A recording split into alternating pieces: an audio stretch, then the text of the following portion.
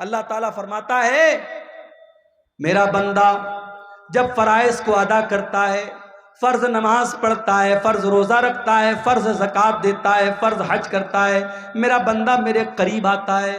اس کے بعد جب میرا بندہ نوافل کا اہتمام کرنے لگتا ہے، نفل روزہ رکھنے لگتا ہے، نفل نمازیں پڑھنے لگتا ہے، نفل عبادتیں کرنے لگتا ہے، میرا بندہ میرے اور زیادہ قریب آنے لگتا ہے، یہاں تک کہ میں اپنے بندے سے محبت کرنے لگتا ہوں، اور جب میں اپنے بندے سے محبت کرنے لگتا ہوں میں اپنے بندے کا کان بن جاتا ہوں جس سے وہ سنتا ہے، میں اپنے بندے کی آنکھیں بن جاتا ہوں جس سے وہ دیکھتا ہے، اور میں اپنے بندے کا ہاتھ بن جاتا ہوں جس سے وہ پکڑتا ہے، اور میں اپنے بندے کا پیر بن جاتا ہوں جس سے وہ چلتا ہے۔ کیا مطلب؟ آنکھ بن جاتا ہوں، کان بن جاتا ہوں۔ اس کا مطلب یہ ہوا کہ جب آپ فرائض کی پابندی کریں گے، نوافل کی پابندی کریں گے، اللہ آپ کے کانوں کی حفاظت کرے گا، اللہ آپ کی آنکھوں کی حفاظت کرے گا، اللہ آپ کے ہاتھوں کی حفاظت کرے گا، اللہ آپ کے پیروں کی حفاظت کرے گا۔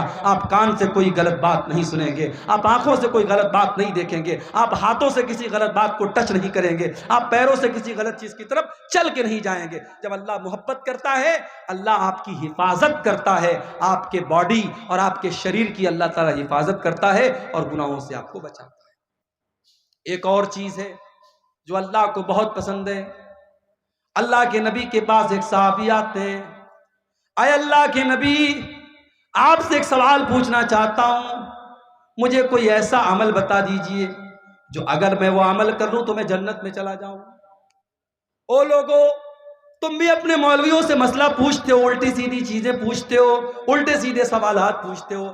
ابھی آج واٹس ایپ پر ایک لڑکی کا میسج آیا، ایک عورت کا میسج آیا، مولوی صاحب میں ایک لڑکے سے پیار کرتی ہوں، لڑکا مجھ سے جان چھڑانا چاہتا ہے، لڑکا مجھ سے پیچھا چھڑانا چاہتا ہے، لیکن میں اسی لڑکے سے شادی کرنا چاہتی ہوں، کوئی دعا بتا دیجئے، کوئی وظیفہ بتا دیجئے تاکہ وہ لڑکا میرا ہو جائے۔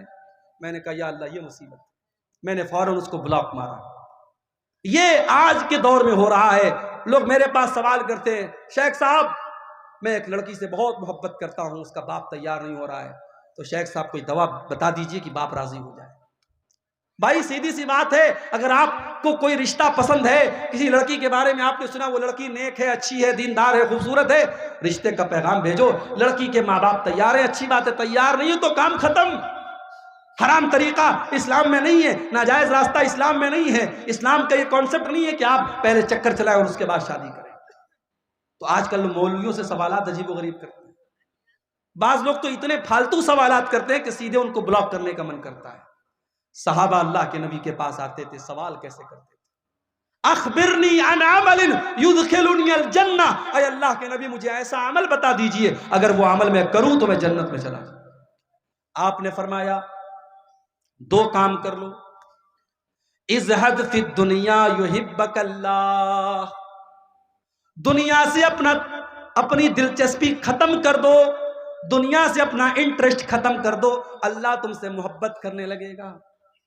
دنیا کے چکر میں نہ پڑو، دنیا میں رہو، دنیا کماؤ، مگر دنیا سے دل مت لگاؤ۔ جگہ جی لگانے کی دنیا نہیں ہے، یہ عبرت کی جا ہے، تماشا نہیں ہے۔ دنیا سے دل مت لگاؤ میرے بھائی، یہ بے وفا ہے یہ دنیا۔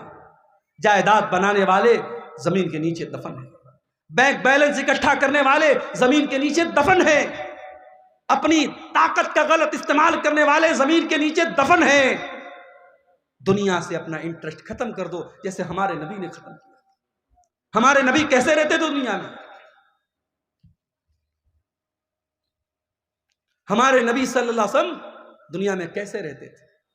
صحابہ کرام نے اللہ کے نبی کو دیکھا، آپ ایک چٹائی پر لیٹے ہوئے ہیں، معمولی سی چٹائی پر لیٹے ہوئے ہیں اور پیٹ پر چٹائی کے نشانات پڑے ہوئے ہیں۔ آپ نے فرمایا، صحابہ نے کہا اے اللہ کے نبی آپ چٹائی پر لیٹتے ہیں، آپ کی پیٹ پر یہ نشان پڑ جاتا ہے، ہمیں اچھا نہیں لگتا ہے، اے اللہ کے نبی ہمیں اجازت دیجئے ہم آپ کے لیے گدے کا انتظام کر دیں، ہم آپ کے لیے آرام دہ بستر کا انتظام کر دیں۔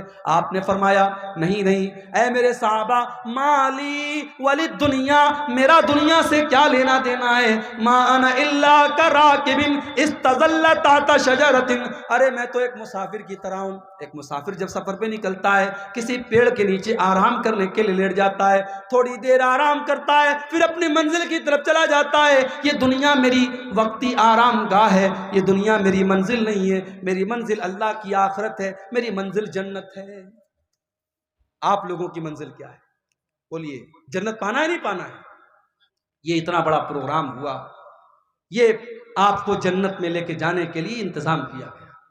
یہاں پہ آپ نے جو دان خیرات چندہ دیا ہے وہ انشاءاللہ وہ آپ کے گناہوں کا کفارہ اور آپ کو جنت میں لے کے جانے کا ذریعہ بنے گا۔ آئیے، رات کا آخری ٹائم ہے، جاتے جاتے اپنی ماں بہنوں سے بھی کہنا چاہوں گا، آپ سے بھی کہنا چاہوں گا، جاتے جاتے اپنی جنت کی تیاری کر کے جائیے، ادارے کے لیے تعاون کرتے ہوئے جائیے میرے بھائیوں۔ اور میں سب کے لیے دعا کرتا ہوں، اللہ جو بھی اس ادارے کو تعاون کر کے جائے اللہ سب کی مغفرت فرمائے اور سب کو جنت کا حقدار بنائے۔ تو اللہ کے نبی نے فرمایا، اگر تم یہ چاہتے ہو کہ اللہ تم سے محبت کرے تو دنیا سے بے رغبت ہو جاؤ، دنیا سے اپنا انٹرسٹ ختم کر لو، اور اگر یہ چاہتے ہو کہ لوگ مجھ سے محبت کریں تو لوگوں سے بے پرواہ ہو جاؤ، لالچ مت کرو، لوگوں کے ہاتھ اور لوگوں کے پیسے کی طرف نظر مت ڈالو، لوگوں سے اپنے آپ کو بے نیاز کر لو، لوگ تم سے محبت کرنے لگیں گے۔ لوگ لالچی لوگوں سے لوگ محبت نہیں کرتے، لوگ خوددار لوگوں سے محبت کرتے ہیں۔ تو یہ راز بتایا اللہ کے نبی نے۔ اور ایک آخری چیز بیان کر رہا ہوں، میں سمجھ رہا ہوں کہ آپ کا صبر اور رات کا آخری ٹائم ہے،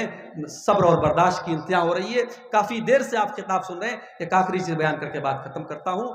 اللہ تعالیٰ کو ایسے لوگ بھی بہت پسند ہیں میرے پیارے ساتھیوں، جو اللہ کی راہ میں جہاد کرتے ہیں، جو موقع پڑنے پر اللہ کی راہ میں اپنا سب کچھ قربان کر دیتے ہیں۔ اللہ نے فرمایا سورہ صف کے اندر قرآن کے 28ویں پارے میں، ان اللہ یحب الذین یقاتلون صفا کأنہم بنیان مرصوص۔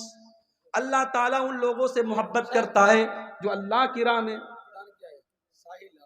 ساحل عالم صاحب نے یہ 500 روپے کا چندہ دیا ہے، اللہ ان کے اس چندے کو قبول فرمائے، اللہ ان کی دنیا اور آخرت میں ان کو کامیاب کرے۔